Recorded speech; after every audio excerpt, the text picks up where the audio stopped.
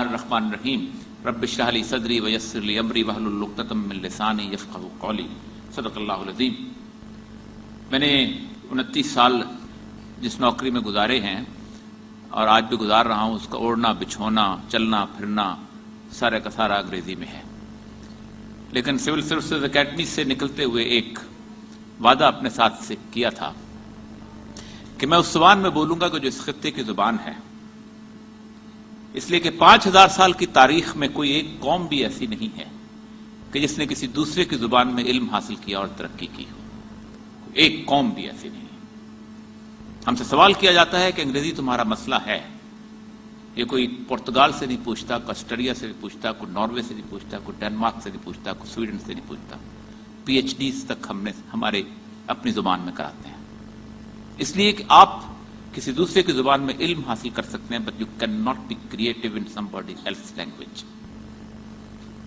تاریخ اس بات پر مہر ثابت کرتی ہے. دنیا کی تاریخ کے اندر صرف 2 موڑ ایسے ہیں کہ جہاں دنیا نے ترقی کی، ایک مسلمان اور ایک انگریز. مسلمانوں کے پاس 7 ملکات 7 شعراء کے علاوہ، قصیدوں کے علاوہ کچھ نہیں تھا، نہ فلسفہ، نہ تاریخ، نہ علم، نہ میڈیسن، نہ کچھ، نہ فلکیات. دنیا جہان کا علم اپنی زبان میں ٹرانسلیٹ کیا اور پھر اس کے بعد ہر دروازے پر مسلمان کھڑا تھا. دوسرا انگریز، کچھ نہیں تھا ان کے پاس، شیکسپیئر کے ڈرامے اور چند ایک رومانٹک پوئٹس. پاگلوں کی طرح علم ٹرانسلیٹ کیا اور آج آگے بڑھے. تو ایک بات تو اس لیے یہ ظاہر بات ہے ماحول ذرا سا انگریزی ہے. نارملی اس طرح کی مجالس سے بہت عرصہ سے میں نے کنارہ کشی اختیار کی ہوئی ہے. اس کی بنیادی وجہ یہ ہے کہ مجھے وہ اس کا شعر بہت بری طرح یاد آتا ہے فردوسی کا کہ برے مشورت مجلس آراستند نشستند گفتند برخاستند. اور یہ ہلاکو کے زمانے میں جب ہلاکو بغداد میں آیا تھا تو ہمارا یہی حال تھا. ہم طویل عرصے سے ایسی ہی گفتگویں کیا کرتے تھے. اور دنیا کی تاریخ اٹھا لیں تو کبھی خوبصورت ایئر کنڈیشن روم سے اور اس طرح کے گفتگو سے نہ قومیں تبدیل ہوئی ہیں، نہ قوموں کے اندر انقلاب آیا ہے. قومیں اسی بری حال میں ہوا کرتی ہیں. اسی طرح کے برے برے لیڈرشپ ہوتے ہیں. کبھی کسی نے سوچا ہے کہ جب انقلاب فرانس آیا تھا تو کون سے لوگ تھے وہاں پر کہ جن کو لوگ توقع کیا کرتے تھے؟ جس وقت ٹراتسکی اور لینن اور یہ لوگ کام کر رہے تھے ہزار روس کے زمانے میں، تو کون سی ایسی لیڈرشپ تھی وہاں پر؟ میں نے گزشتہ ایک عرصہ ایران کے اندر گزارا ہے. شاہ کے زمانے میں تو تصور نہیں کر سکتا تھا.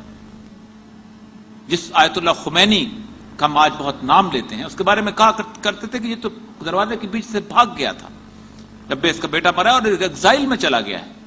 اور شاہ ایران بڑے تمسخر سے اس کو آیت اللہ ہندی کہا کرتا تھا کہ یہ تو ایرانی بھی نہیں ہے. 5 سال اور ایرانی قوم نہ جاگتی تو آیت اللہ خمینی کی قبر کو بھی کوئی نہ جانتا. نہ قومیں لیڈرشپ سے بنا کرتی ہیں، نہ قومیں تھنک ٹینک سے بنا کرتی ہیں. قومیں خود اٹھا کرتی ہیں اور اس کے پیچھے ان لوگوں کی محنت شاقہ ہوتی ہے کہ جب مسلسل محنت کے ساتھ کام کیا کرتے ہیں. بڑی خوبصورت شروع کی باتیں کی گئیں اور یہاں پر بڑے بڑے زبردست قسم کے اس ملک کے 63 سال کے بعد ہمارے ہاں گفتگو کی جاتی ہے کہ 2 قومی نظریہ کیا تھا اور کیسا نہیں تھا. 65 سال پہلے جب میرے آبا اجداد یہاں آئے تھے تو انہیں کسی قسم کا کوئی شک نہیں تھا کہ وہ کیوں ہجرت کر کے آ رہے ہیں. انہیں بالکل شک نہیں تھا. میرا آدھا خاندان کٹا تھا، اسے کوئی شک نہیں تھا کہ میں اسلام کے نام پہ کٹا ہوں، قطعاً. اور ایک بات یاد رکھیے، 2 nation theory is a universal theory nowadays. یہ پاکستان اور برصغیر تک محدود نہیں رہ گئی بھی. فرانس کے ایمبیسڈر سے پچھلے دنوں میں گفتگو ہو رہی تھی تو میرے ساتھ مذاق کرتے ہوئے کہتے ہیں کہ مجھے کسی نے کہا تم واگا بارڈر جاؤ. میں نے کہا میں واگا بارڈر کس لیے جاؤں؟ واگا بارڈر یہ تم نے ایک ڈیوائڈ بنا رکھی ہوئی اس دنیا کے اندر، عجیب و غریب قسم کی ایک تمسخر ہے. ایک طرف سے فوجیں یہاں اٹھ رہی ہیں، میں وہاں سے اٹھ رہی ہیں. میں نے کہا موسیو ایک بات یاد رکھیے، آپ کو پتا ہے کہ اس مسیحی یورپ کا یا اس موجودہ یورپ کا رولر کون رہا ہے؟ The last Byzantine empire was in Constantinople, قسطنطنیہ، جس نے عیسائیت کو جنم دیا. پومپیائی کہاں تھا جو ان کی تہذیب کا سرچشمہ ہے؟ ٹرکی کے پاس. ٹروائے کہاں تھا جہاں سے ان کی ساری کہانیاں نکلی ہیں؟ ٹرکی کے پاس. 100 سال انہوں نے تمہاری غلامی کی. کہا ٹرکی زبان میں اذان دیتے ہیں، کہا پینٹ کوٹ پہنتے ہیں، اپنی تمام ٹوپی دفن کر دیتے ہیں، کہا اسکرٹ پہنتے ہیں، کہا وہ تمام تر چیزیں لے کے آتے ہیں. when इकट्ठा हुआ यूरोपियन यूनियन के नाम पे, कहा तुम कलमा पढ़ते हो, खबरदार, there is a वॉका border between you and us. This is दो कौमी नजरिया। दो मुल्क आजाद हुए दो कौमी नजरिए के बुनियाद पे। अभी चंद दिन पहले ईस्ट तिमोर, इंडोनेशिया के लोग कलमा पढ़ते हैं, नहीं रहते हम इनके साथ, अलहदा कर दो हमें। ऑस्ट्रेलियन फोर्सेज आई, दुनिया जहान का सदरन सुडान, रंग एक, नस्ल एक, जुबान एक, हर चीज एक, का नहीं रहते हम, हमारा इलाका और है, हमारी जगह और है, हम एक कलमा नहीं पढ़ते उस तरह के जो लोग पढ़ते हैं। और एक बात याद रखिए, आज से 50 साल पहले, 15 साल पहले इस दुनिया के अंदर जो रिकग्नाइज इंडियन है, मोरक्कन है, अल्जीरियन है, अरब है, आज पूरे यूरोप में घूम के देखिएगा। मैं रिसेंटली वहां से होके आऊं, ये मुस्लिम, ये मुसलमान है। इसलिए कि ये तकसीम मैंने आपने नहीं की, ये तकसीम मेरे अल्लाह ने की है। अल्लाह डिवाइड करता है दो चीजों में, हिज़्बुल्लाह और हिज़्बुश शयातीन, एक अल्लाह के धड़े के लोग और इसके मुखालिफ धड़े के लोग। बातें हो रही थी बड़ी कमाल किस्म की कि जहां रिलीजियस पार्टी, मुझे बड़ी हैरत होती है कि हम नजरियात को प्रैक्टिस के ऊपर नापते हैं। मैं गंदा हूं तो इस्लाम गंदा है। कभी मैं एक डॉक्टर गंदा है तो पूरी मेडिसिन की किताबों को नाले में फेंक दो। कहूं किस बुनियाद पर नापते हो? जब आप मेडिसिन पढ़ने लगते हो तो आप कहते हो कि ये एनाटॉमी की ये किताब है, ये फिजियोलॉजी की ये किताब है। आप ये नहीं कहते कि 15,000 डॉक्टर जो हैं उल्लू के पट्टे हो गए हैं इस मुल्क के अंदर। बुनियादी तौर पर यही रिलीजियस पार्टीज, आपको पता है इनका ओरिजिन कहां था? 1866 में देवबंद बना, दिल्ली में बना। 1887 के अंदर बरेली में मूवमेंट चली, यूपी के अंदर। 1916 के अंदर अहले हदीस की मूवमेंट बनी। शियों का सारे से बड़ा मरकज लखनऊ के अंदर है, जहां नवाबान अवध जो वहां से चले थे। तबलीगी जमात दिल्ली के अंदर बनी। आज इंडिया के अंदर चले जाएं, आपको एक फसाद नजर नहीं आएगा इन सबके दरमियान। इसकी बुनियादी वजह क्या है? उनका दुश्मन एक है, मुश्तरका दुश्मन। दुनिया में कौमें मुश्तरका दुश्मन से क्रिएट की जाती हैं, और मेरा अल्लाह भी मुश्तरका दुश्मन क्रिएट करता है। वो कहता है कि वला ताबुदु शैतान इन्नहु लकुम अदुव्वुम मुबीन, तुम्हारा खुला दुश्मन है शैतान, तुम्हारा दुश्मन से क्रिएट किया। 1917 में दुश्मन क्रिएट किया अमेरिकन कौम ने, जो इतनी बड़ी कौम है। खा जाएंगे तुम्हें कम्युनिस्ट, जायदाद लूट लेंगे, कॉन्ट्राज आ रहे हैं, ये आ रहे हैं। 22 मुल्कों के अंदर इन्वेजन की उसने, लैटिन अमेरिका के, क्यूबा के छोटे जैसे मुल्कों का दुश्मन है तुम्हारा। पूरी रात कैनेडी खड़ा रहा मिडिल क्राइसिस के ऊपर, तो अब मार देंगे हमें। पूरी रीडर डाइजेस्ट के अंदर टीमें बनी कि इन लोगों को तबाह बर्बाद करना है, कैसे करना है हमने। अफगानिस्तान में इन्वेजन की, वियतनाम के अंदर 59,000 बंदों की लाशें उठाई, कहा दुश्मन है हमारा। जैसे ही 1992 के अंदर टूटा, एक और दुश्मन क्रिएट कर दिया। ये मुसलमान हमारे दुश्मन है, दहशतगर्द है, ओसामा बिन लादेन है, मुल्ला उमर है, फलां है। कौमें मुश्तरका दुश्मन से क्रिएट होती है। आज यहां हम इसलिए लड़ रहे हैं कि हमने मुश्तरका दुश्मन के साथ तसव्वुर को खत्म कर दिया हुआ है। एक के अंदर इन्वेजन की उसने, लैटिन अमेरिका के, क्यूबा के छोटे जैसे मुल्कों का दुश्मन है तुम्हारा। पूरी रात कैनेडी खड़ा रहा मिडिल क्राइसिस के ऊपर, तो अब मार देंगे हमें। पूरी रीडर डाइजेस्ट के अंदर टीमें बनी कि इन लोगों को तबाह बर्बाद करना है, कैसे करना है हमने। अफगानिस्तान में इन्वेजन की, वियतनाम के अंदर 59,000 बंदों की लाशें उठाई, कहा दुश्मन है हमारा। जैसे ही 1992 के अंदर टूटा, एक और दुश्मन क्रिएट कर दिया। ये मुसलमान हमारे दुश्मन है, दहशतगर्द है, ओसामा बिन लादेन है, मुल्ला उमर है, फलां है। कौमें मुश्तरका दुश्मन से क्रिएट होती है। आज यहां हम इसलिए लड़ रहे हैं कि हमने मुश्तरका दुश्मन के साथ तसव्वुर को खत्म कर दिया हुआ है। एक फसाद, उसकी वजह यह है कि अहमदाबाद में जब फसाद होता है तो मुसलमान की शलवार उतारते हैं, अगर खतने हुए हैं तो गर्दन काट देते हैं। कभी तसव्वुर किया है उस जगह जाकर? 18 शहरों में मैं घूमा इंडिया के अंदर। 40% औरंगाबाद में, 38% बनारस में, 39% बॉम्बे में। हैरान होंगे, आंखें बंद कर लें, गाड़ी का शीशा खोल दें, जिस इलाके से बदबू आनी शुरू होगी, आपको पता चल जाएगा ये मुसलमानों का इलाका शुरू हो गया। सच रिपोर्ट कहती है 38% बिलो पॉवर्टी लाइन पे दलित हैं, और 39% और 40% के ऊपर मुसलमान हैं। और एक बड़ी अजीबोगरीब बात की जाती है कि 71 के अंदर नजरिया जो था, दो कौमी नजरिया जो था, खत्म हो गया था। ہمیں بڑی حیرانی ہوتی ہے. بنگالی اٹھے زبان کے نام پہ, کہا زبان ایک ہے, ٹیگور ایک ہے, کلچر ایک ہے, ہم اس طرح چلیں گے, ہم ایک ہیں, بنگلہ بھاشو. جب ملک کریٹ ہونے کے بعد ایک ملیچ مسلمان ہو تمہارا بنگلہ دیش علیحدہ ہے, کلکتہ کی طرف سوچنا مت. اگر ایک تھے تو آج کلکتہ راجدھانی ہوتی وہاں پر.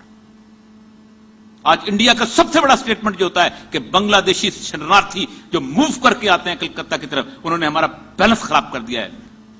کیوں خراب کر دیا ہے؟ زبان علیحدہ ہے, رنگ علیحدہ ہے, کلچر علیحدہ ہے, ٹریڈیشن علیحدہ ہے, ماحول علیحدہ ہے. ایک چیز علیحدہ ہے, لا الہ الا اللہ محمد رسول اللہ. کوئی اور چیز علیحدہ نہیں ہے. آسام بنگال لائن کھینچ دی, اتنے ہی رہو. دس از دا ٹروتھ آف لائف. یہ تاریخ کا بہت بڑی سچائی ہے کہ آپ اپنے آپ کو بنگالی کہیں, پنجابی کہیں, سندھی کہیں, ہندی کہیں, دنیا آپ کو نہیں مانتی. دس از دا ٹو نیشن تھیوری. اور یہ ورلڈ اوور ہے. جو اقبال کا شعر ابھی پڑھا گیا تھا کہ ان تازہ خداؤں میں بڑا سب سے وطن ہے, جو پیرہن اس کا ہے وہ مذہب کا کفن ہے. یہ بت کے تراشیدہ تہذیب نبی ہے, غارت کرے کاشانہ دین نبوی ہے.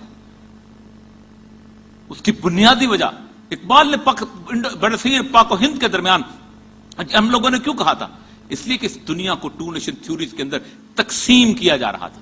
آپ کو پتا ہے 1920 میں پاسپورٹ کا ڈیزائن جو لیگل ریلیشنز میں آیا ہے, 1926 میں ویزا ریگولیشنز بنی, 1928 میں بارڈر سیکورٹی فورسز آئے, ہم نے دنیا کو ایک کے تقسیم کر دیا اور پھر کہا ہم نیشنز ہیں.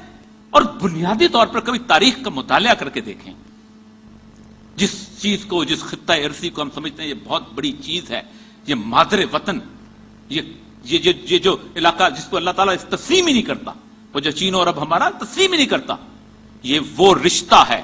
یہ تاریخ اس کو اتنا بودا کمزور رشتہ کہتی ہے کہ جس دن یہ ماں گھاس اگانا بند کرتی ہے جانوروں کے لیے, جس دن یہ ماں پانی دینا بند کرتی ہے لوگوں کے لیے, لوگ اس ماں پہ لعنت بھیجتے ہیں اور کہتے ہیں دوسرے کی ماں فتح کرنے چلتے ہیں. اتنا بودا رشتہ. ایرینز نکلے, کہاں ہیں آج ایرینز؟ سینٹرل ایشیا میں, ایشیا کوچک میں کہاں ہے ایرینز کی نیشنلٹی؟ کوئی جرمن میں چلا گیا, کوئی یہاں چلا گیا, بعد میں اوریجنز ڈھونڈتے پھرتے ہیں.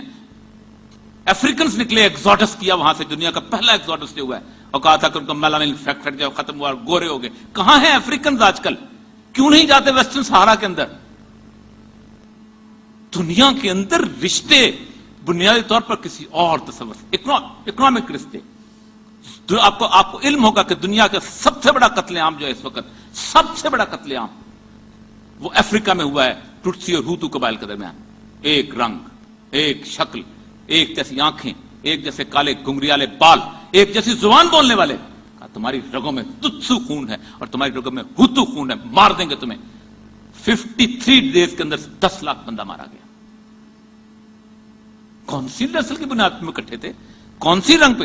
مسلمان نے مسلمان کو مارا, عیسائی نے عیسائی کو مارا.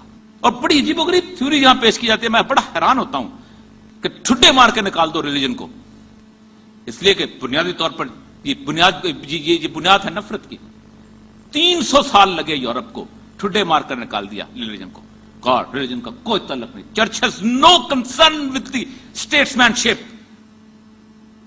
1900 کے اندر مکمل کر لیا اس کو, کہا ٹھیک ہے گیا. فرینچ ریولوشن, روسو, تیسرے دنیا جہان کے, والٹیر. 1900 کے بعد پہلی جنگ عظیم کس نے لڑی تھی؟ ریلیجن کی بنیاد پہ لڑی گئی تھی, نسل کی بنیاد پہ لڑی گئی تھی, رنگ کی زبان پہ لڑی. Germans superior race. 1939-40 کے اندر دوسری جنگ عظیم مذہب تو چلا گیا ہوا تھا. تم نے 10 کروڑ بندہ مارا اور کہا ہم بنیادی طور پر ریسزم کی بنیاد پہ. مجھے خود تاریخ میں بتایا کہ 10 کروڑ بندہ اس سے پہلے مارا گیا جب ریلیجن اسٹیٹ کے ساتھ تھا. تاریخ کو پتہ نہیں کس نے پڑھ لیا ہوا ہے اور دھول جھونکتے ہیں کائنات کے اندر.